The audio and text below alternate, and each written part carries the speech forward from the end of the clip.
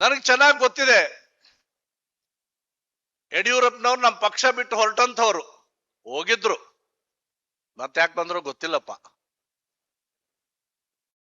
ಯಾಕೆ ಬಂದ್ರಂತ ಸಿದ್ದೇಶ್ ಅವರೇ ಹೇಳ್ಬೇಕು.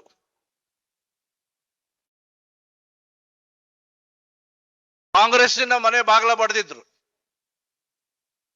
ಶಿವಶಂಕರ್ ಅವರೇ ನಿಮ್ಮನೆ ಬಾಗ್ಲನು ಬಡ್ದಿದ್ರು. ನಿಮ್ದಲ್ಲ ಅಂದ್ರೆ ಅವ್ರ ನಾಯಕರದು. ನಿಮ್ದಂದ್ರೆ ನೀವು ನಿಮ್ದು ವೈಯಕ್ತಿಕ ಅಂತ ತಗೋತೀರಿ ಯಡಿಯೂರಪ್ಪನ್ ತರ ನೀವು.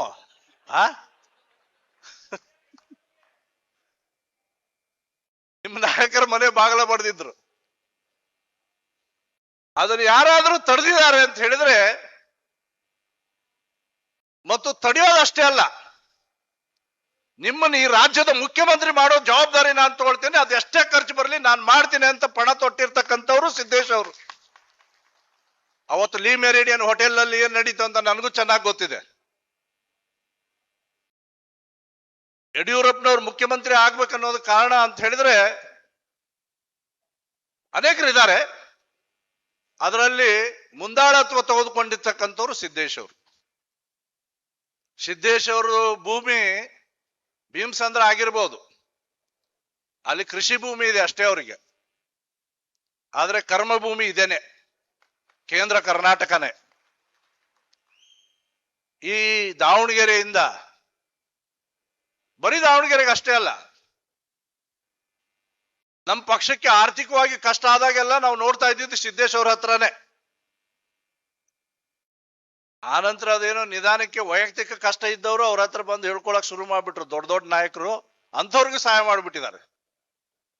ಎಷ್ಟು ದೊಡ್ಡ ಗುಣ ಅಂತ ಹೇಳಿದ್ರೆ, ನಮ್ಮ ರವೀಂದ್ರನಾಥ್ ಅವರು ಮಂತ್ರಿ ಆಗೋದಕ್ಕೆ ಕಾರಣ ಸಿದ್ದೇಶ್ ಅವರೇ.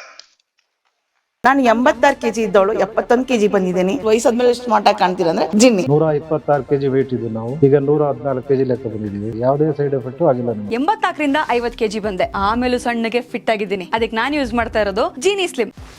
84 ರಿಂದ 50 kg ಬಂದೆ, ಆಮೇಲೆ ಸಣ್ಣಗೆ ಫಿಟ್ ಆಗಿದ್ದೀನಿ. ಅದಕ್ಕೆ ನಾನು ಯೂಸ್ ಮಾಡ್ತಾ ಇರೋದು ಜೀನಿ ಸ್ಲಿಮ್. ಸಣ್ಣ ಆಗಕ್ಕೆ ಜೀನಿ ಸ್ಲಿಮ್ ಯೂಸ್ ಮಾಡದೆ ಹೆಲ್ದಿನೂ ಅದೇ. ನೀವು ಸಣ್ಣ ಆಗ್ಬೇಕಾ, ಹೆಲ್ದಿ ಆಗ್ಬೇಕಾ, ಹಾಗಿದ್ರೆ ಜೀನಿ ಸ್ಲಿಮ್ ಯೂಸ್ ಮಾಡಿ.